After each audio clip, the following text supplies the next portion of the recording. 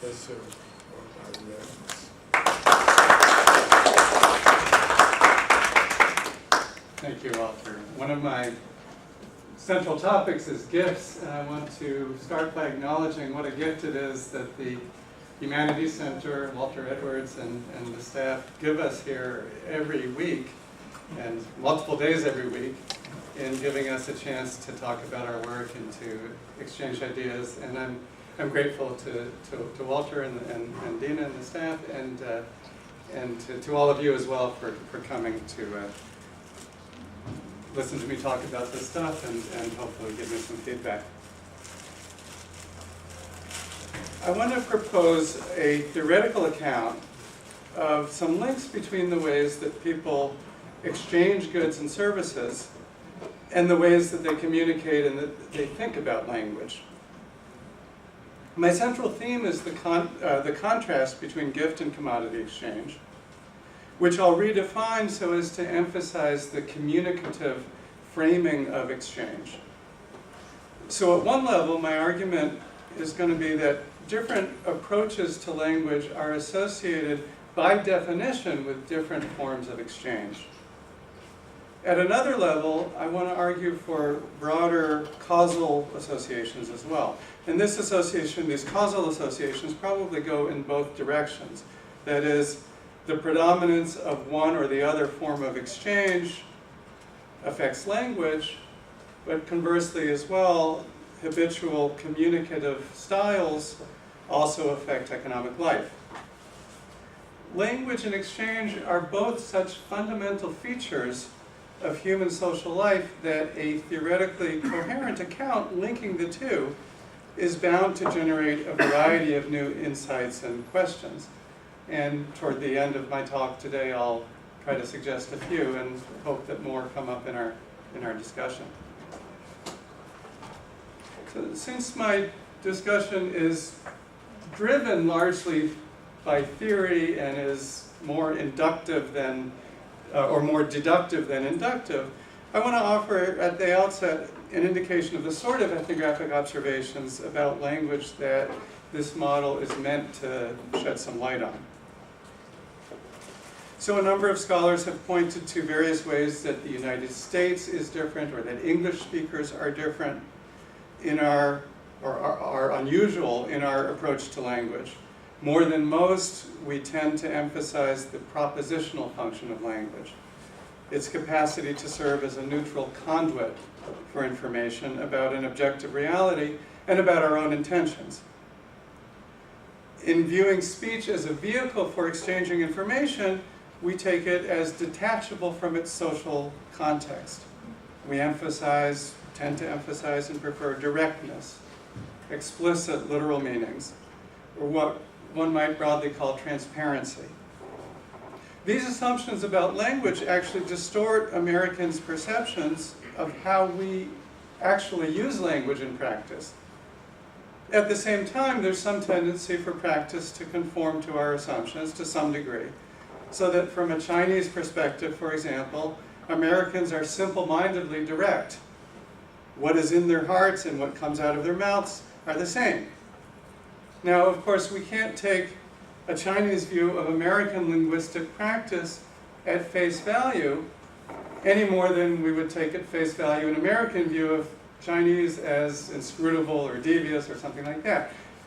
In fact, Americans don't always say exactly what is in our hearts, of course. But the asymmetry in views of the other tells us something about real differences, I argue. The model I'm going to present suggests that the American preference for transparency is closely connected with the practical and ideological predominance of commodity exchange in the United States. Another more specific ethnographic example, this is one that I talked about in my Humanities Center talk at the Truth Symposium last fall. This takes place in a provincial town in Highland, Ecuador in 2012. A little girl, cuteness incarnate, Jenny, is eating breakfast in her grandmother's kitchen. She catches a glimpse of a large bottle of Coca-Cola in the shelves in the back. And she asked her grandmother to give her some Coke. The grandmother tells her, well, the bottle's empty. Jenny pleads with her, she whines a little bit. And a minute or two later, the grandmother relents. Okay, here's some Coke. She pours her some. While warning her that if she asks for any more after that, she's going to be punished. The anthropologist from Wayne State University, eating breakfast at the same table, observes all of this without a great deal of surprise. It's actually pretty typical of Ecuadorian parenting styles and a lot of other stuff. At the same time, he observes his own discomfort as a middle-class North American. This strikes him as bad parenting. It teaches Jenny, in his view, not to trust the adult to tell the truth. It rewards her for pleading and whining. Instead, he might have said no and explained that Coca-Cola for breakfast is not good for you. And the goal here would have been to encourage the development of Jenny's own ability to make rational, autonomous decisions. Now, in the Truth Symposium last fall, I elaborated on the contrast that I'm suggesting here between autonomous rationality and interdependence. I'm not going to talk so much about that today, but I just want to let this case stand as an example of different attitudes towards simple, descriptive truth-telling.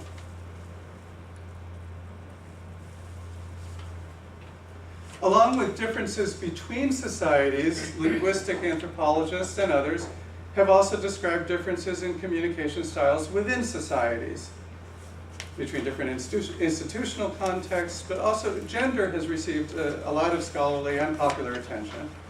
Other social categories, such as ethnicity and social class, may also be associated with such differences. Undoubtedly, they are. Again, my model suggests that these differences in language use, or the ways people think about language, are often linked to differences in involvement, in the type of involvement, or in the predominance, or the ideological stances towards gift and commodity exchange.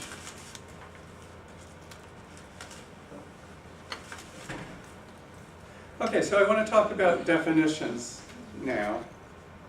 Part of the difficulty I think anthropologists face in working through the logic of gifts, which has been an enduring puzzle, an enduring conundrum in the history of anthropology, I think part of the difficulty seems to be that there are a lot of different features closely connected with gifts, commonly associated with gifts. Many of them appear to be interlocked with each other. Any of them or all of them can be taken to be fundamental defining features of gifts. So, for example, gifts flow in personal relationships, whereas commodity exchange is impersonal. Gifts fulfill role obligations among interdependent persons. Commodities are exchanged freely between independent individuals. Gifts are incomplete. Implicitly, they call for a return, whereas commodity transactions are complete and self-contained. In gift exchange, the transfer of material value serves to maintain social bonds, whereas in commodity exchange, the focus is more openly, more exclusively, more explicitly on material self-interest. And so forth and so on. So it's hard to know where to start with a definition and what to leave as an implication or possible empirical correlate. In defining gift and commodity exchange, should we begin with social meanings, such as those that I've described? Should we begin with more abstract formal features, or should we combine the two? In approaching this issue of definitions, I take a general lesson from linguistics. Linguists have taught us that a close attention to form can be a very powerful analytic strategy. Meanings grow out of forms, meanings are linked to forms, and the analysis of forms allows for a kind of precision that is otherwise very difficult to obtain. So I'm going to propose a relatively minimalist definition of gift and commodity in terms of their formal properties, and particularly their communicative properties. Many of the other features commonly associated with each form may then be seen to be logically implied by the form. Other features commonly associated may then be seen as possibilities that the form allows for. We can also then understand exceptions that each form allows for. So I'm playing with a couple of different ways of phrasing the definition, but here are or the definitions of each form. Here are a couple of phrasings of each. They amount to pretty much the same thing. In commodity exchange, the terms of exchange are treated as fully mutually understood in principle prior to entering into the transaction, prior to agreeing to the transaction. The transaction is regarded as based on a transparent agreement, a more or less explicit contract, meaning that no further unspecified obligations are implied. Right? Explicitness is not always verbal or necessarily elaborate. The price tag on an item in the store is sufficient in that social context to fully describe the terms of exchange.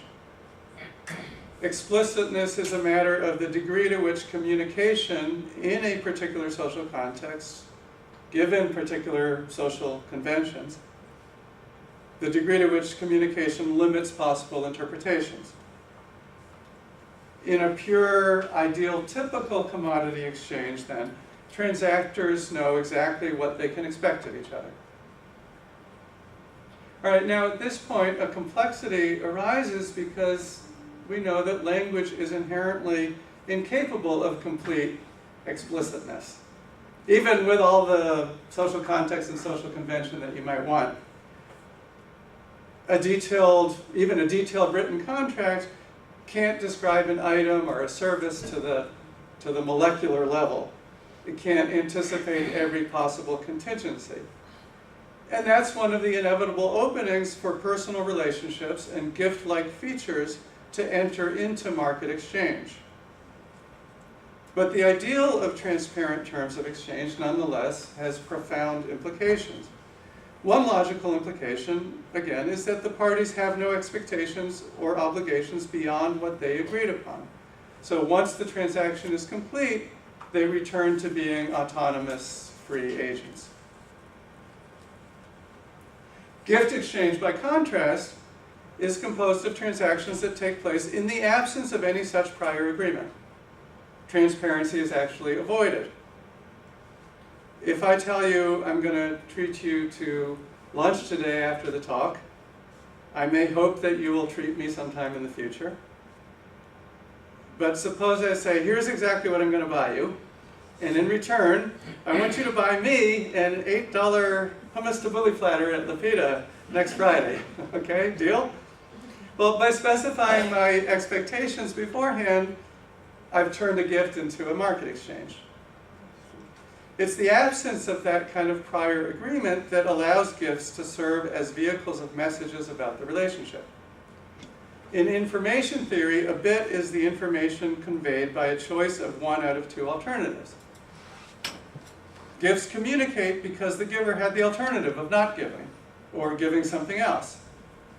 Gifts are well suited for cultivating long-term social bonds because they can convey messages concerning the relationship in this way. And also because they can do so indexically, that is, as evidence of the sentiments and intentions presumed to motivate them. So my definitions themselves emphasize a contrast between an ideal of transparency in commodity exchange and an avoidance of transparency in gift exchange. I want to develop this contrast now in two main directions. First, I'm going to argue that gift exchange generates a more complex layering of interpretations than does commodity exchange, and hence a concern with a different sort of truthfulness as well as pressures for a kind of indirectness. Second, I'll argue that the value of being true to one's word has a different place in the hierarchy of social virtues in the two forms of exchange. I draw here on some classic work on politeness and face by Stephen Levinson and Penelope Brown. Brown and Levinson define face as consisting of two related sorts of basic wants. To want negative face is to want autonomy. We want to be free to act without impediments or impositions. To want positive face is to want recognition and approval of a particular self-image. Brown and Levinson show how concern for other people's face generates deviations from maximally efficient communication, that is, communication that is as direct, clear, unambiguous, and concise as possible. When the blunt truth is threatening to another's face, it can be more polite to be less than direct, less than precisely truthful. Brown and Levinson build here on the work of the philosopher of language, Paul Grice, who formulated the principles of maximally efficient communication in 4 maxims. Now Grice is not saying that this is how we always speak, but he's saying that there's a model of ideal cooperative speech that interpretation rests on. When someone speaks to us in a way that deviates from these maxims, we interpret the utterance by imputing a reason for the deviation. This is what Grice termed an implicature. So Brown and Levinson present a very detailed, exhaustive analysis of politeness strategies, many of them involving violations of Grice's maxims motivated by face concerns. Many of their examples involve communication around gifts and favors, or requests for gifts and favors, offers of gifts and favors. For example, hints as a way to request a favor. A hint violates Grice's 4th maxim that says you should be clear and avoid ambiguity. The hearer, or the addressee, has to figure out what the hint is relevant to, what exactly is being requested, and they can interpret the choice to hint rather than to request directly as a way to leave them an out, a bow to their autonomy. Brown and Levinson's arguments about hints all, build on, or are very similar to, the concept of indirect speech acts. Instead of saying, do this for me, directly communicating the request, in context or societies where autonomy is a key value, it is often more polite to couch the request in the form of a question. Again, a bow to the autonomy of the, instead of saying, pass the salt, I bow to your autonomy by saying, can you pass the salt? I know perfectly well that you can, but I'm bowing to your autonomy. Now, in commodity exchange, transactors frequently attend to one another's face for all sorts of tactical and other reasons. There's all sorts of complexities here that I'm going to have to gloss over. I could talk for a week about all of this and still not exhaust the complexities. But it's my contention, nonetheless, that commodity exchange, as a communicative frame, allows for and legitimates forms of interaction that display relatively minimal concern for others' face. The ultimate right of each party to walk away from a proposed exchange limits threats to negative face, that is, threats to autonomy. Open self-interest limits threats to positive face. Right? It's nothing personal. This doesn't mean that in the marketplace people always speak the blunt truth. It just means that it's not so often impolite to do so. This is why it makes sense to maintain transparency as an ideal for commodity exchange, and to lament false advertising as a violation of the right to make rational, autonomous decisions based on truthful information.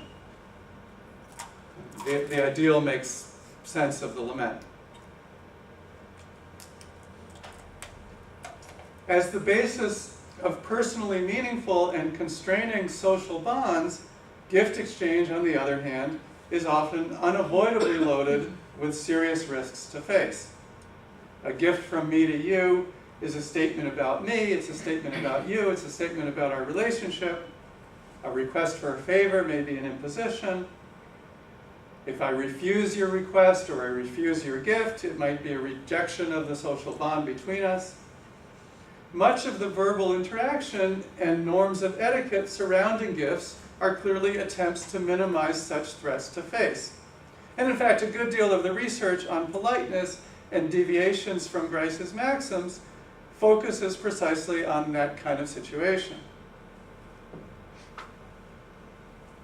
I want to underline this contrast in terms of the sort of truth that is most central or most at issue. So consider the fact that someone with an object to sell as a commodity may describe the object in a deceptive way. Right? We're all familiar with this, exaggerating its quality or quantity. Right? What sort of deception is this? It's an inaccurate description, very simply. More technically, it's a case of a propositional speech act, one that claims to describe the world as it is, not in fact corresponding to reality. The prospective buyer is justified in interpreting the seller's description in accord with Grice's maxims, right, as claims to truth on the surface. And they're justified in disputing those claims. The seller's motivation is pretty obvious and limited. It's to realize the sale on materially favorable terms. So in sum, the commodity situation allows for Grice's maxims to be operative in a relatively simple sense. It focuses attention on the propositional functions of language, and it generates an ideal of truthfulness in the sense of correspondence between description and reality. In gift transactions, in contrast, cross-culturally, it's common for the giver to understate the quality of the gift given, or the effort involved in giving it. Again, the statement is an inaccurate description in a way that the recipient may suspect. But in this case, because gifts bear messages, interpretation cannot stop with consideration of descriptive accuracy and immediate material interests. A full interpretation of what's going on requires more attention to complex layers of implicatures. An understated description might be a way of minimizing the recipient's indebtedness, thereby disarming any reluctance to accept the gift, maybe. Any of several further implicatures are possible. For example, I do not seek to obligate you to me. Or I want you to enjoy this gift. Or even, don't make too much of this. I don't care about you as much as it might appear. And again, any of these can be truthful or deceptive as accounts of the giver's feelings and intentions. The general point is that in gift exchange, we use propositional surface forms to achieve all kinds of ends, expressive ends. The focus is not merely on propositional truth in a simple, straightforward sense. Instead, the interplay between propositional and expressive acts creates a complex layering of possibilities of truthfulness and deception. The sort of truthfulness that is of most concern will probably be assessed not by investigating the object, but by the giver's stance towards the relationship in the future. This contrast has further implications for the ways speech is viewed as detachable from its, from its social context.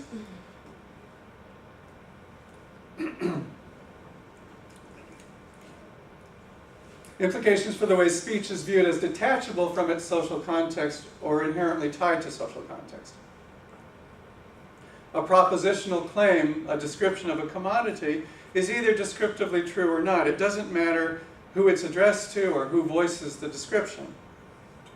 but the relational messages associated with an understated description of a gift, for example, may change in content or may change in truth value, even when the same giver gives the same gift to a different recipient. Where gift relationships are central, in other words, language is a form of social action, not simply a description.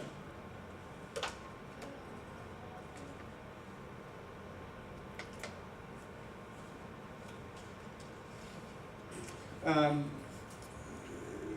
little bit more on face and transparency, maybe just different ways of making some of the same points. But part of the point I'm making is that in gift exchange, transparency as an ideal has to compete with an ideal of tact, and a certain kind of tact. The frankness that facilitates commodity exchange, right, tell me all the fine print, is often inappropriate. Where people depend on social relationships for their livelihood, the desire for transparency must often be sacrificed to the continuing need for the relationship. The tactful lie that rejects a gift or refuses a request, with a plausible excuse may be tolerated or even preferred over a straightforward rejection that indicates no recognition of obligation or no interest in the relationship. So to get back to Jenny and her grandmother for a moment, if Jenny learned from that interaction that a descriptive claim, the Coca-Cola bottle is empty, might be true, or might be just a tactful excuse, and that continued pleading can sometimes elicit a favor that was initially asserted to be impossible, she actually learned a valuable lesson for a social world in which gift exchange is central and tactful excuses are commonplace. For similar reasons, commodity exchange heightens, while gift exchange blurs, distinctions between expressing an intention, subject to change, and making a binding commitment. Commodity exchange involves a movement from a state of free agency and negotiation to a moment of decision, agreement, and obligation to fulfill the terms of the agreement. This movement is accomplished through what speech act theory terms performatives, in which language does not so much describe reality as bring about a new social reality, and through nonverbal performative gestures as well. Commissives, what I think Searle called commissives, speech acts of commitment, like I agree, it's a deal, I promise, are particularly crucial when the exchange cannot be completed instantaneously at the moment of agreement. In such cases, for transactors who otherwise lack any ongoing social bond, a very explicit mutual commitment helps give them some confidence that they can each expect the other to follow through.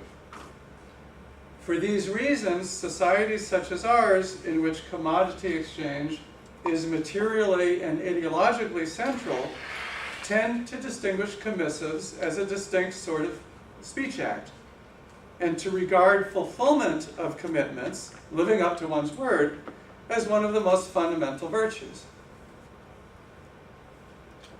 In contrast, the little girl, Jenny, while she comes to learn that no may not mean a definitive no, she'll also learn that yes does not necessarily mean a definitive yes.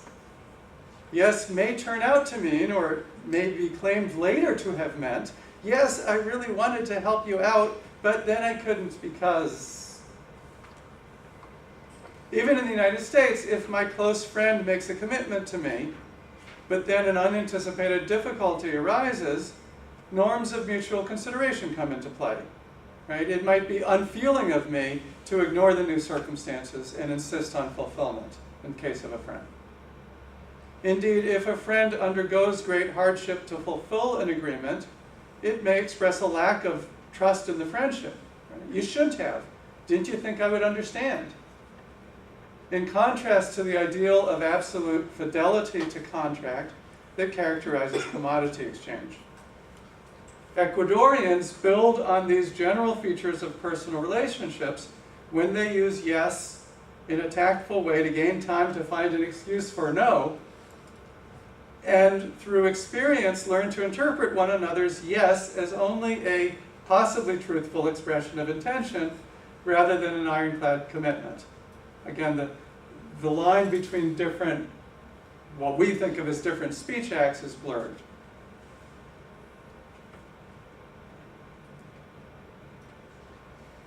I want to consider now a critique of some of the work that I've, up to this point, based my argument on. This is by the Polish-Australian linguist Anna Wierzbicka. Did I get that right? More or less? Yes.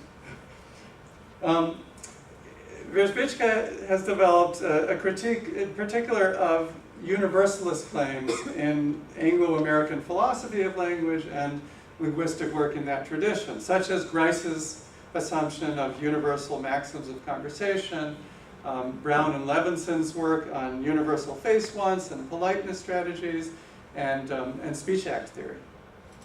She documents rich variations in conversational styles and politeness strategies and speech acts, and she shows how these variations express different cultural values and assumptions. In part, my arguments here, up to a point, parallel Wierzbicka's. I'm trying to analyze one axis of cross-cultural variation and intercultural variation, and I think actually that some of my analysis helps to explain some of the different linguistic features and different cultural assumptions that she describes. But some of the variation that she talks about cross-cuts exchange contexts. In the example in the slide, it's similar to other examples that we've already seen. Instead of saying, would you like more, the Polish norm, she tells us, is to say, take some, you must. And similarly, stay more, you must. Wierzbicka connects this to Polish understandings of what she calls cordiality and to the priority of expressing warmth over respect for the guest's autonomy. In a sense, we could see the Polish version as more direct. And if we understand the first one as an attempt to get the guest to take more food, an imperative is more direct than a question. And that seems to clash with Brown and Levinson's universals of politeness. But if we look more deeply into the interpretive challenge faced by the guest, in this case, the person addressed, I think we can see in both cases that it's complex. The guest has to ask himself or herself, what is my host really trying to accomplish? What does she really want? Maybe she doesn't really want me to take more food. Right? Maybe she doesn't really want me to stay longer. This contrasts, again, with the market situation where when the seller says, buy this, or in English, maybe, would you like to buy some? In either case, we can generally assume that really the seller is trying to get you to buy some.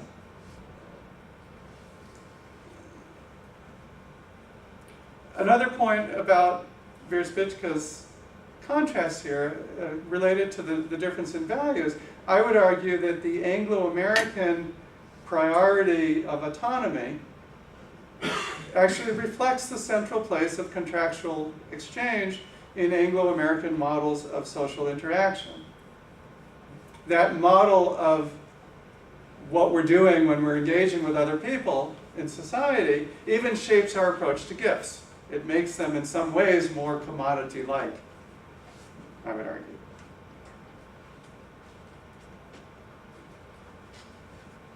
Okay, I want to now refine the model by distinguishing different types of gifts and relationships. A basic premise of my discussion is that the uncertainty and leeway inherent in gift exchange allows gifts to bear messages. But of course, not every relationship is equally uncertain. Not every message is equally weighty or equally socially risky.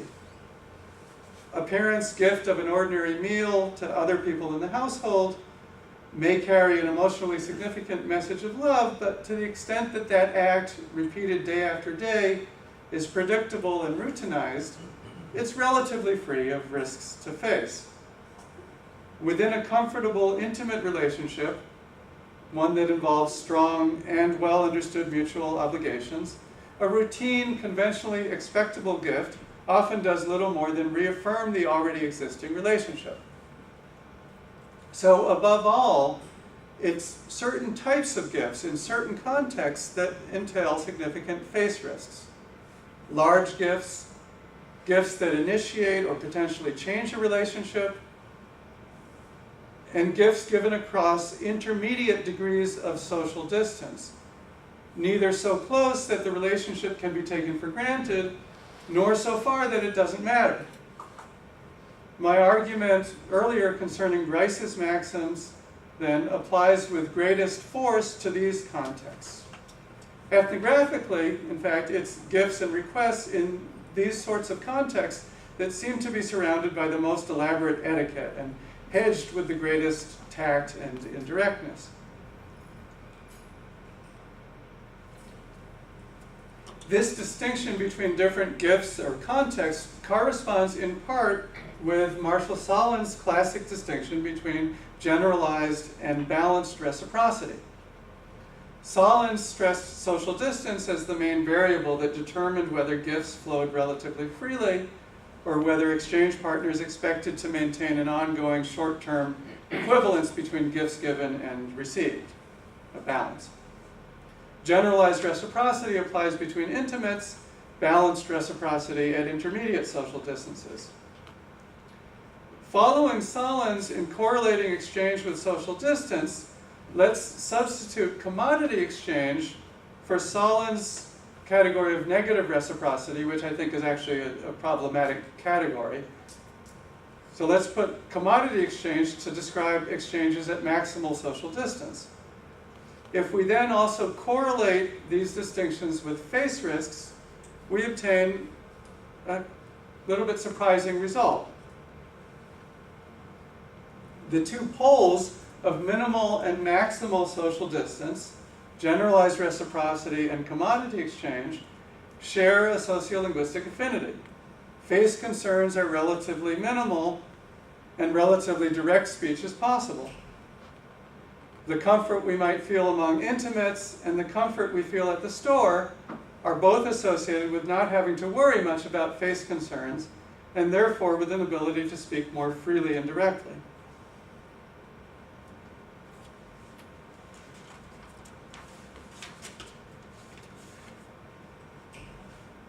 There's a classic account of language in a Madagascar village by Eleanor Keenan Oakes that exemplifies this point. Keenan observes that fellow members of the community called Habana, or kinsmen, can ask minor ordinary services or things of each other in a, quote, relatively direct and explicit, unquote, way.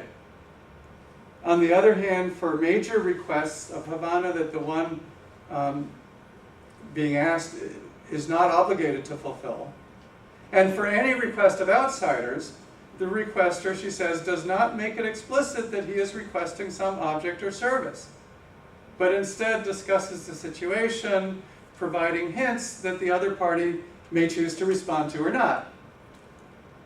This avoids the possibility of a direct rejection and great loss of face, as quoting Keenan, on both sides. Marriage requests are one example. So this is a place where people are negotiating matrimonial alliances outside of the village.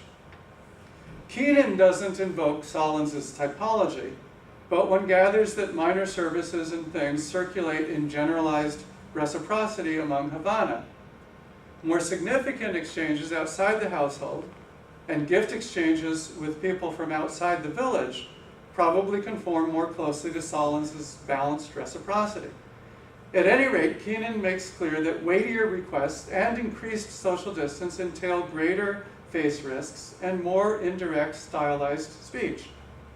But at still greater social distances, direct speech prevails again when villagers enter urban commercial contexts and in the market. Gender distinctions are associated with these different contexts and speech styles. Men specialize in a highly stylized indirect speech mode termed kabari. Kabari is important in ceremonial occasions and encounters among distant kin and people from different villages. The most intimate day-to-day interactions among villagers are those among women, and women are accustomed to speaking in a direct, straightforward manner. Even at intermediate social distances, men leave it to women to speak when direct speech that challenges or damages face is called for. The same directness that women cultivate in the village suits them well to be the main speakers when villagers participate in market transactions in the cities. So the sociolinguistic correlates of different exchange situations finds expression in a gender division of labor. Women mainly operate at the polls, and in situations in which face is either not at issue or is deliberately attacked. Men take charge of the sensitive intermediate situations and use indirect speech to preserve face. Keenan also discusses the prestige of each style. She characterizes the indirect male style as normative.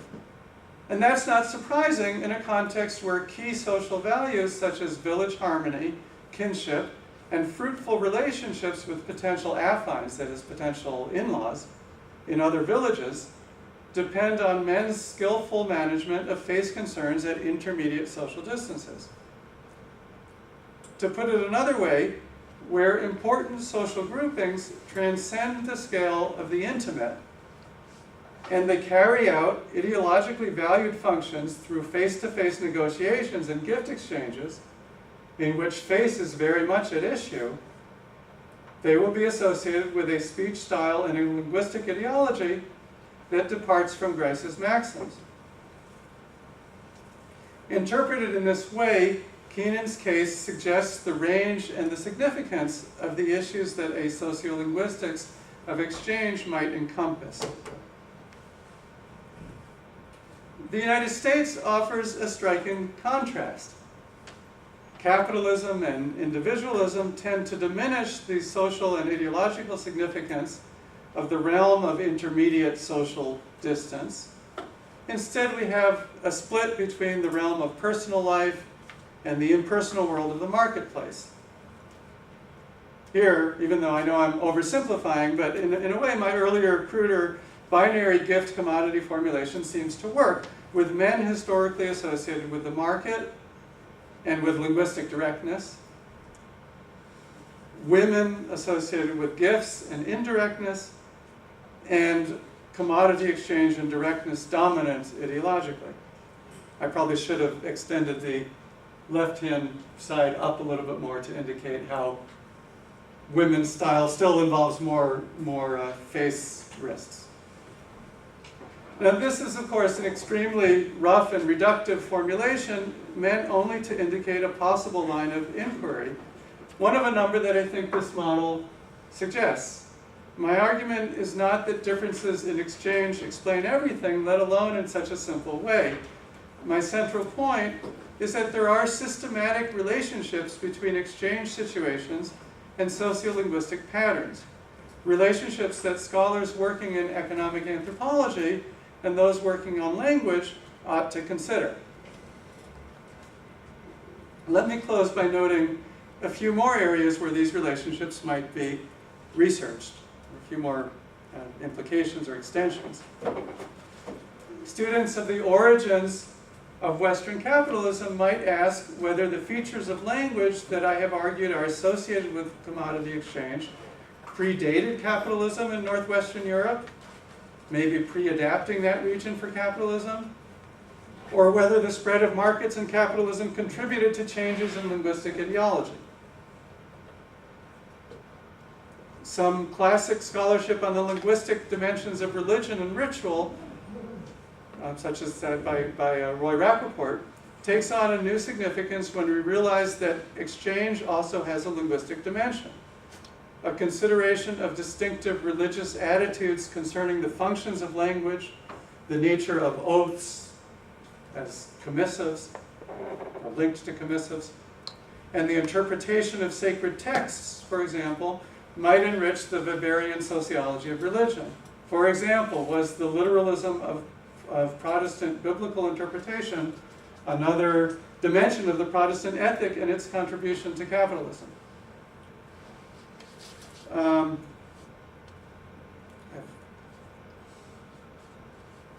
Another connection that I want to just suggest very briefly is between different theories of meaning, different approaches to meaning and definitions.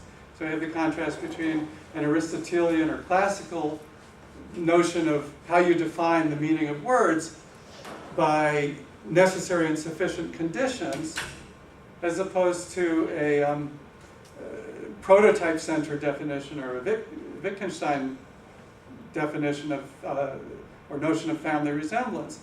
And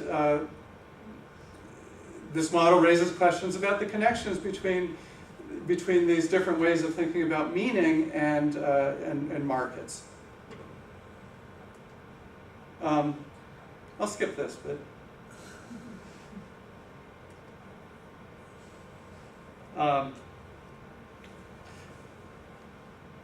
the woodcuts or engravings of the sale of indulgences, which I think is a good example of where people can go wrong when they, as some anthropologists have argued, there isn't really that much leeway in gift exchange. Typically that's Anglo-American ideology.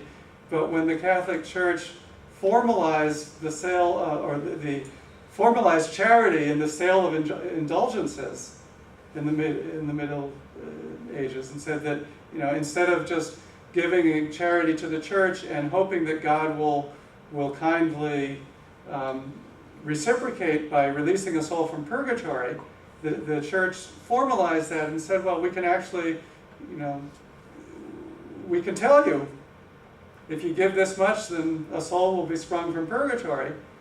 That was scandalous and was part of what led to the Reformation. So be careful about eliminating the leeway in gift exchange. If you're a church, or if you're part of a couple, I suppose also. Okay, so I'll end there. I want to hopefully have some time for questions, feedback. Thank you.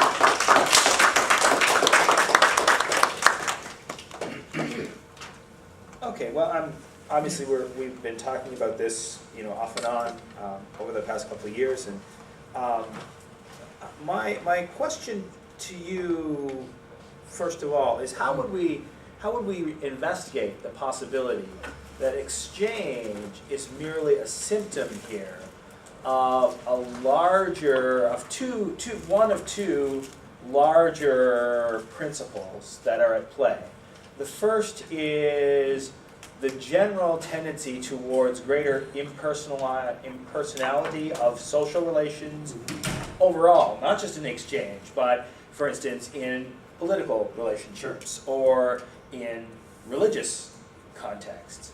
That exchange then becomes a symptom, which of course then nonetheless demands our attention along the lines you insisted, but then is really a symptom of a larger impersonalization of social relationships, whether that's associated with capitalism per se or something more broad. So for instance, I'm thinking of Joel Robbins, who in his work on with the Urapmin of Papua New Guinea spends a lot of time talking about the relationship between individualism and religious belief and expressions of truth in that context. And certainly there are lots and lots of ties between those bodies of work. But it's not about capitalism at all.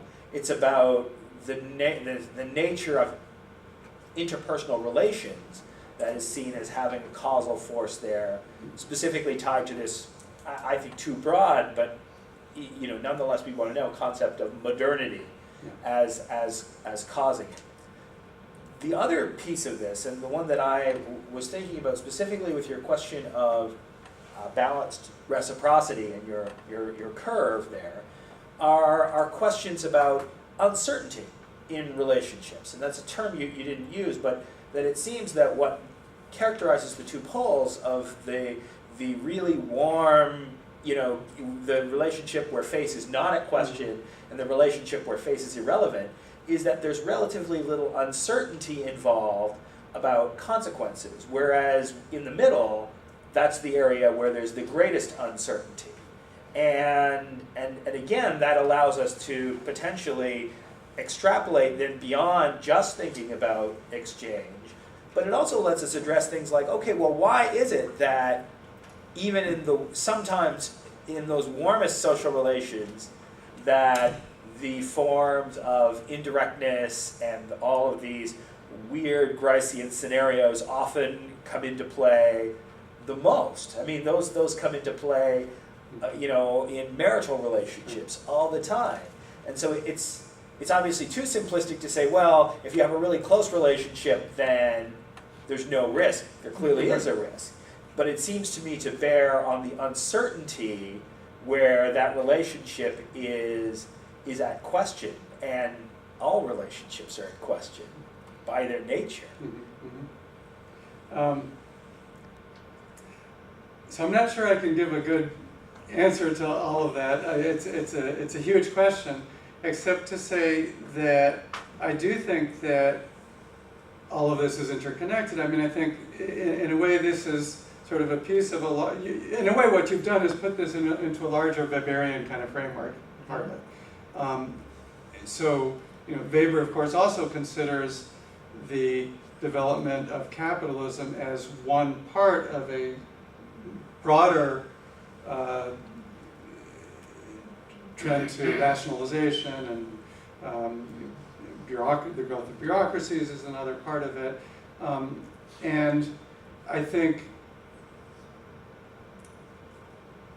a lot of what I have to say about exchange might also be applied in a sense to some of these other contrasts between, for example,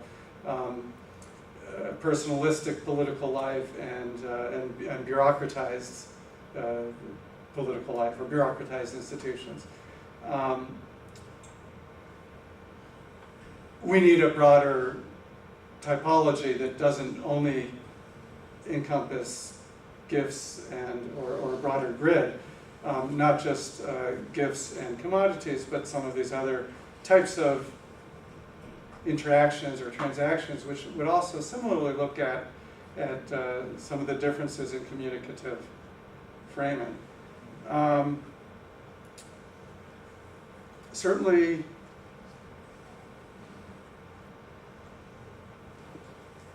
I think uncertainty is part of what I'm talking about,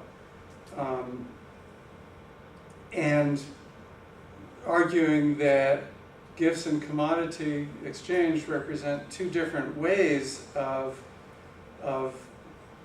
approaching the predicament of uncertainty. And one of them approaches it through investing in the relationship, so to speak, and indexically giving guarantees or authenticating intentions. The other tries to deal with uncertainty by making the terms very explicit. And they're each appropriate to different circumstances, and they each, well, I'm not sure if this addresses your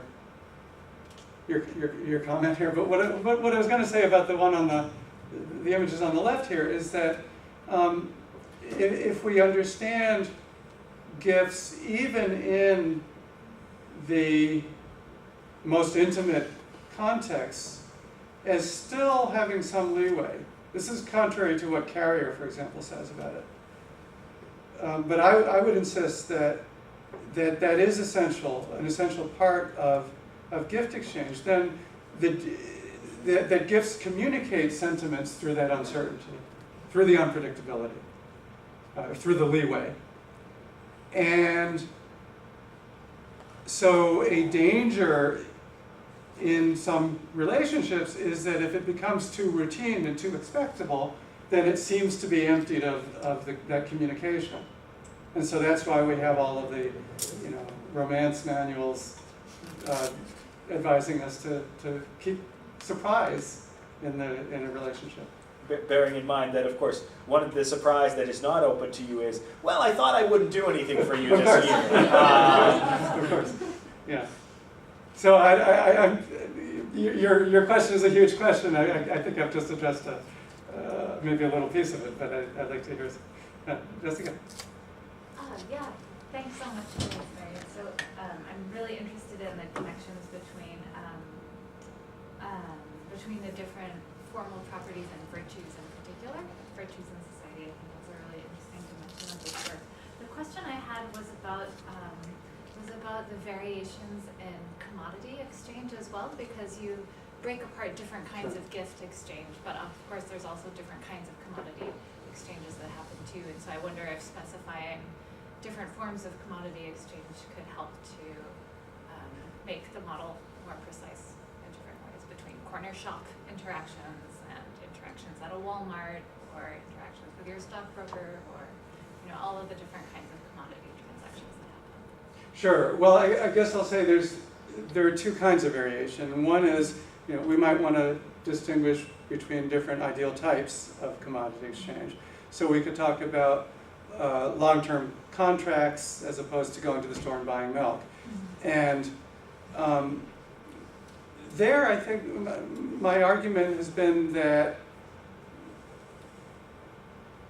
the long-term contracts bring out some features more clearly that are probably still common to the short-term commodity exchange too. But if there's protracted negotiation, if there's a moment when you have to sign a document and then a protracted period of fulfilling the terms,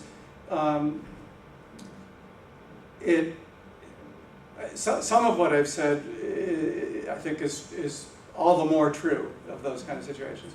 The other kind of variation that, of course, is important to take into account is that in practice, commodity exchange isn't always commodity exchange, or it departs from the ideal type in all sorts of ways. Most often, it's not pure. There's almost always an element of personal relationships involved, and I think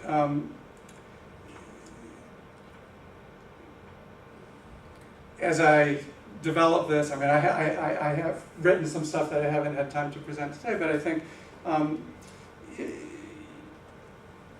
further refinement of the model or development of the model would look closely at the ways that a gift-like features come into commodity exchange, or even frame commodity exchange, or are used in commodity exchanges strategically or tactically. Martha?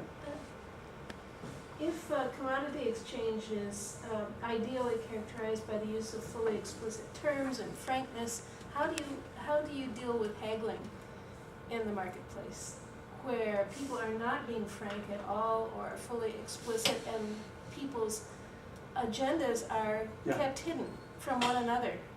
Yeah, absolutely. Again, in the longer version, I try to break down these different stages and talk about the sociolinguistic dimensions of each. Absolutely right. My argument is, again, not that people don't deceive each other in the marketplace, but they, in that kind of situation that you're bringing up, people have an interest in the other's transparency. And so my argument is, part of my argument is that generates the ideal, of not lying descriptively, right? It's not that I'm not going to lie necessarily, but I want to know what you really mean by it. And if you're a good exchange partner, if we are good at doing business together well, then we expect each other to, we put certain limits to that, to the deception. So I think partly what you're raising is the ways the self-interest in the marketplace generates deviations from the ideal, but also generates the ideal itself as a virtue.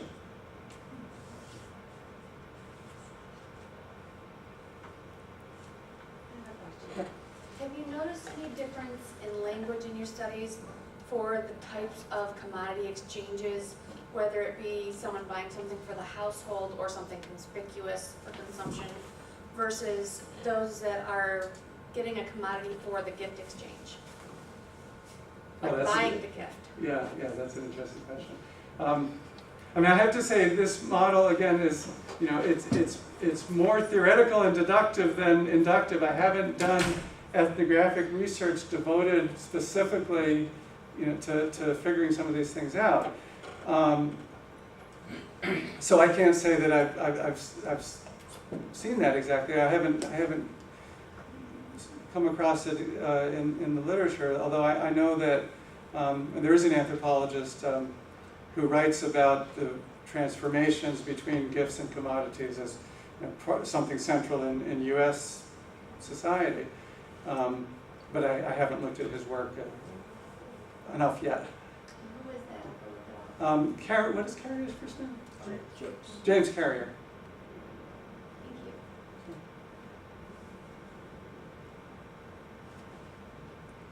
Ellen? Since you brought in Marshall Sonnets, I'll offer a little Marshall Sonnets story, which I think fits perfectly with what you've been saying. I was in a discussion with him many decades ago, and he made some interesting point, and I said, okay, I'll buy that. And he comes back, excuse me, I said, to use a commercial metaphor, I'll buy that. And he responds, to use a kinship metaphor, I'll share it with you. Nice.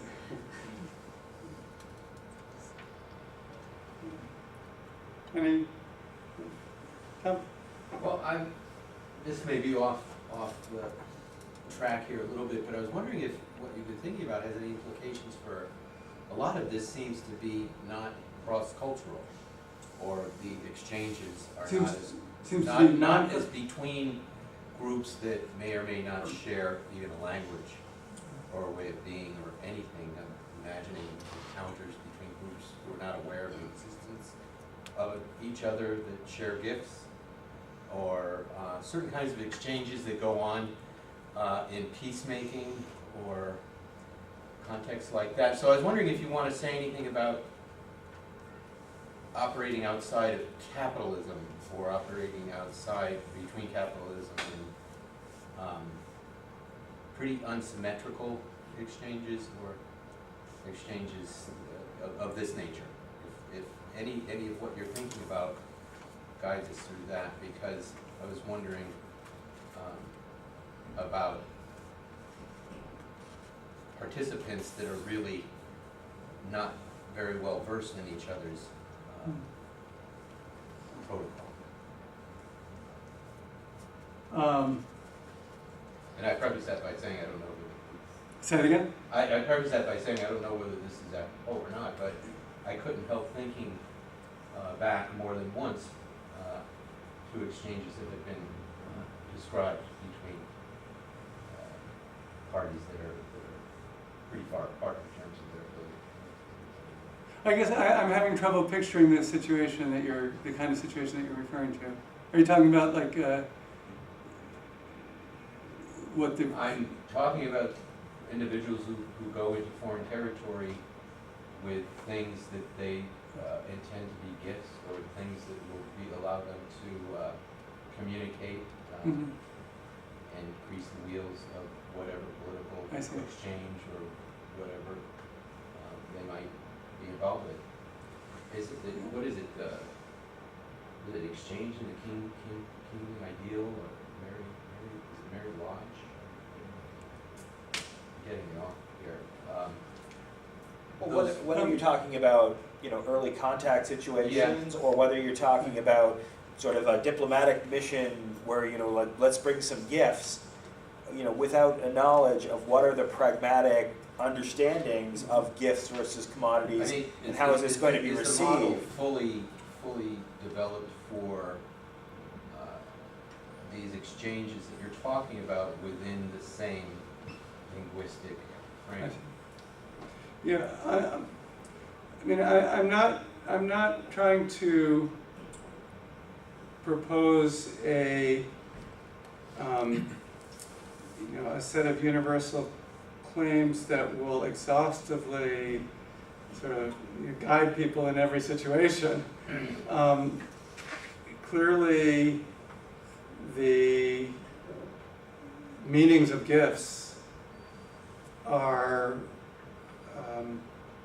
shaped by their local context, and I can't know what a gift that indexes something in my society will index in a totally different, in a different culture that I'm not familiar with.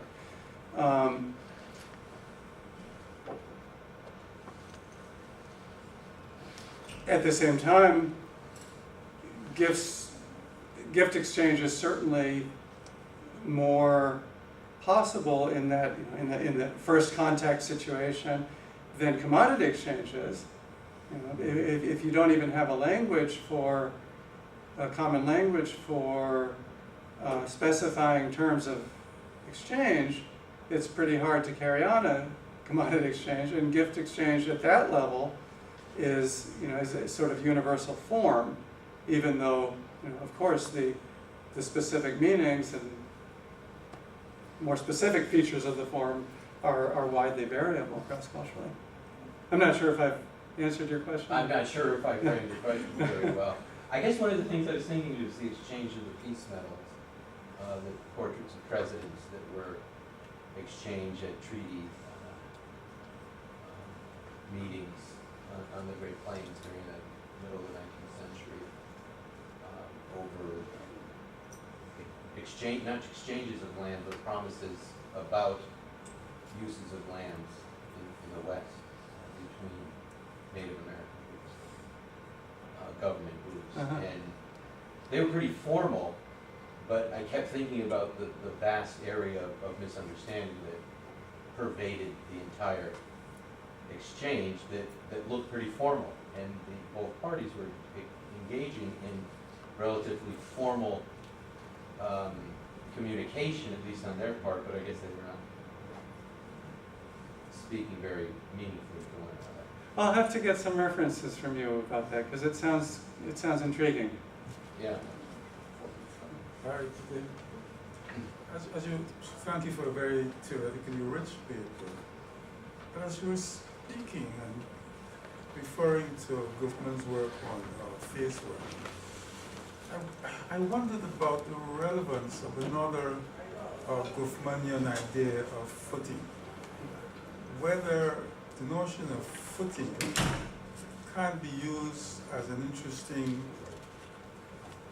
theoretical trope to deal with the difference between commodity and gift, in that people involved in one or the other are on a different footing. And if the idea of footing can be made to serve a theoretical purpose in your model.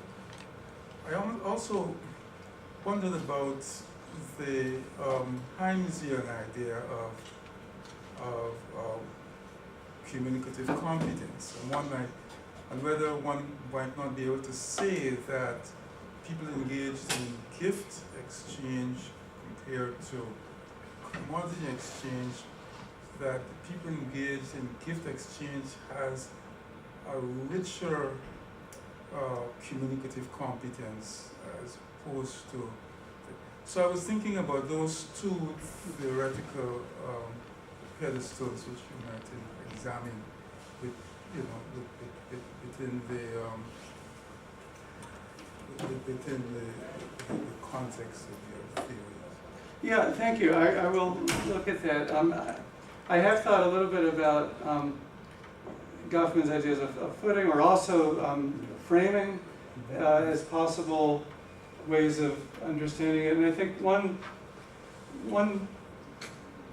implication of looking at it that way one implication of the theoretical model generally, but particularly if you talk about gifts and commodities as different footings or different framing, one implication is to highlight the fact that people can actually, maybe this gets back to Tom's comment too, people can actually disagree about what the relevant frame or the relevant footing is. What actually are we doing here? And so the gift and commodity exchange are not just analytical, is not just an analytical distinction, but one person involved may understand themselves to be involved in a different type of exchange than the other. And this is also a theme actually in some of the anthropology in the Maussian tradition. The kind of classic work on the gift, one of Mauss's points was that that employers see themselves as involved in a contractual exchange with the employee, but that employees insist that it's not just a contract, it's still, there's something gift-like about giving your labor. And so, I'm not sure if this kind of fits into your idea about kind of a different footing. The same thing can happen in reverse as well. So when employees as a labor strategy say we're going to just work to rule, okay, you want a contract, we'll make it a contract, and then it's the employer who, said, well, you owe some loyalty to the company, this is a social relationship, it's not just a contract. So looking at it in those kind of terms helps us see some of the contests over the definitions as well. Oh. Your mention of the employment relationship, share more of this. I developed a concept of cultures as shared misunderstandings. Sure. Yeah, usually working misunderstandings, but nonetheless shared misunderstandings.